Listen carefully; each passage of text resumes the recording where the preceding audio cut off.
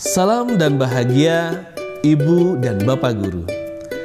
Bertemu lagi kita dalam sesi tentang merencanakan tindak lanjut asesmen.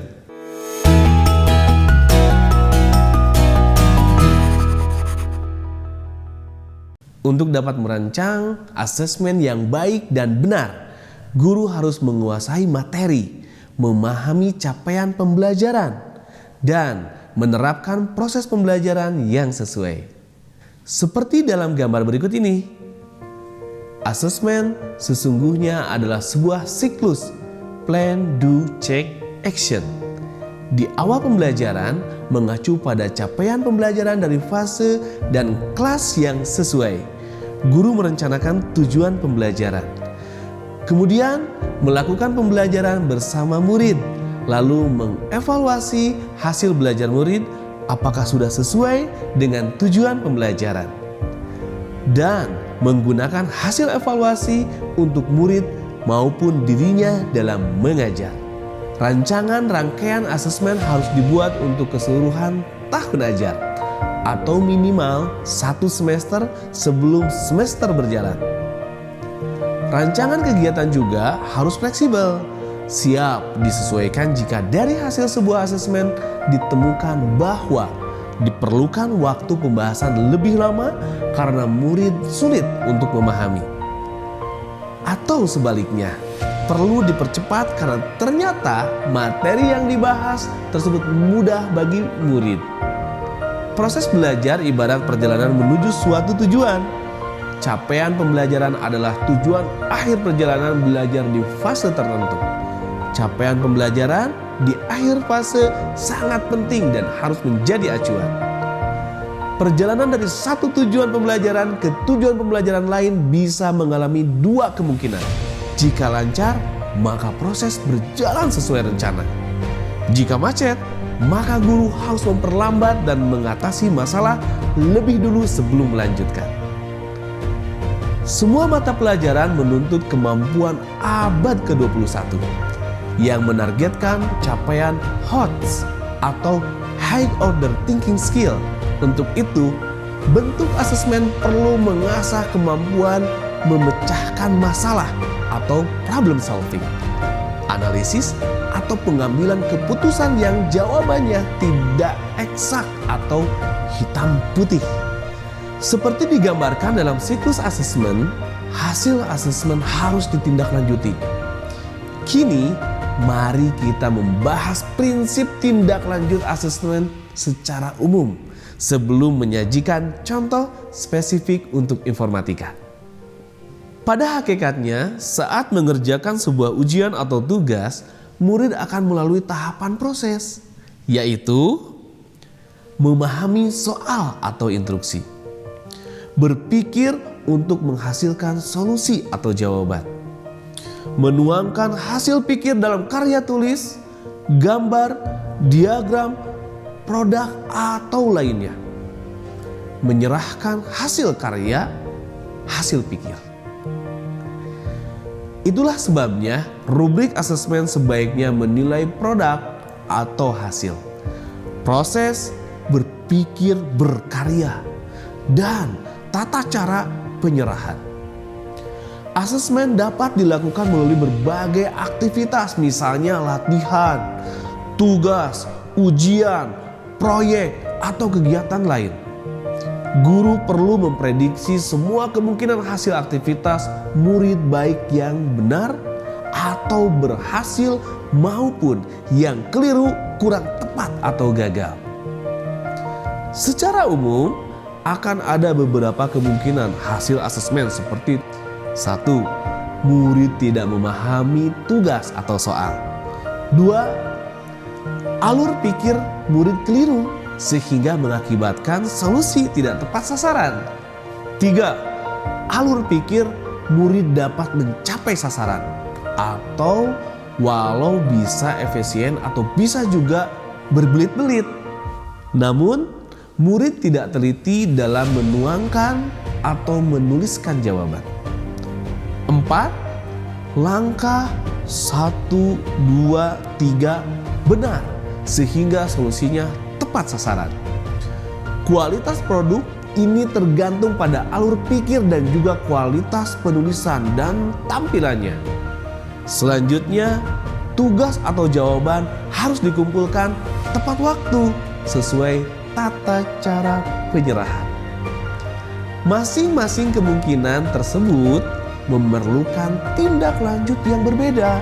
Identifikasi hasil asesmen dan tindak lanjutnya ini akan berlaku untuk mata pelajaran apapun. Jika murid sama sekali tidak memahami soal atau alur pikirnya masih berbelit-belit, guru perlu membahas kembali literasi membaca dan berpikir komputasional yang merupakan syarat perlu sebelum membuat algoritma atau program. Sebagai ilustrasi bagaimana menindaklanjuti hasil asesmen, mari kita perhatikan contoh berikut. Dalam elemen algoritma dan pemrograman, salah satu tujuan pembelajaran yang ditetapkan guru adalah sebagai berikut.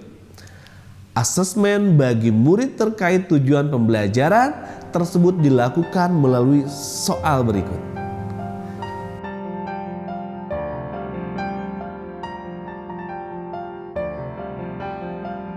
Soal ini diberikan dengan asumsi murid sudah mempelajari perintah untuk membaca input lewat keyboard, perintah if, else, dan perintah untuk menampilkan output di layar monitor. Selain itu, murid sudah mengenal operator modulo. Misal, salah seorang murid menjawab dengan penggalan program seperti berikut ini.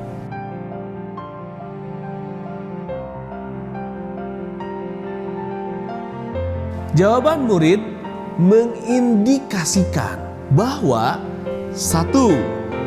Murid tersebut kurang memahami tentang percabangan karena tidak ada perintah if else dalam program. 2. Murid belum bisa menemukan ciri bilangan ganjil dan genap karena tidak ada perintah untuk mengidentifikasi apakah bilangan yang dimasukkan ganjil atau genap. Lalu, apa yang kita lakukan untuk menindaklanjuti temuan pertama? Tindak lanjutnya adalah murid dapat dibantu dengan menyederhanakan soal menjadi seperti ini.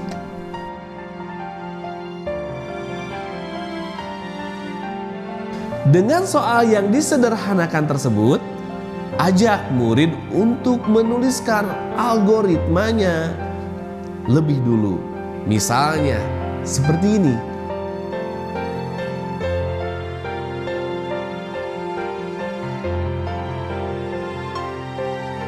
Ajak murid untuk mengubah setiap langkah dalam flowchart menjadi program menjadi seperti ini.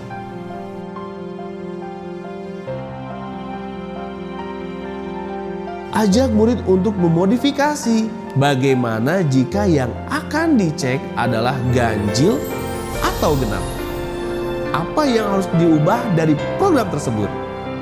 Ya, bagian yang harus diubah adalah pada perintah if yang mengecek syarat suatu bilangan. Perhatikan perubahannya dalam gambar di sebelah kanan layar berikut. Jika murid belum mampu menemukan ide bagaimana memodifikasi syarat percabangannya, ajak murid untuk mengingat kembali operator modulo dengan menanyakan berapa hasil modulo bilangan 10 dengan bilangan 2 mulai dari 1 sampai dengan 10. Ajak murid untuk mengenali pola hasil modulo. Kapan modulo 2 menghasilkan nilai 0? Kapan modulo 2 menghasilkan nilai 1? Jika murid sudah mampu mengenali polanya, ajak murid untuk memodifikasi program identifikasi bilangan positif dan negatif menjadi program untuk identifikasi bilangan ganjil dan genap seperti berikut ini.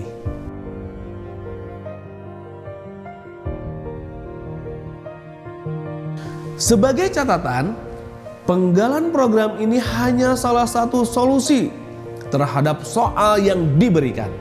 Soal ini bisa juga dikerjakan dengan menggunakan operator div sebagai pengganti operator modulo. Tentu dengan penyesuaian yang diperlukan. Ibu dan bapak guru bisa menyesuaikan tindak lanjut asesmennya jika menggunakan operator modulo yang ditulis dengan persen dalam bahasa C. Demikianlah salah satu ilustrasi bagaimana menindaklanjuti hasil asesmen terhadap soal pemrograman. Itulah growing mindset, pengalaman, aha, aku bisa, akan membesarkan hati, menumbuhkan kepercayaan diri murid. Ibu dan bapak guru, selamat mendampingi murid dengan penuh kesabaran. Karena setiap murid pada hakikatnya cerdas. Hanya saja, mungkin satu atau beberapa murid membutuhkan waktu yang berbeda untuk sampai ke tujuan. Salam dan bahagia.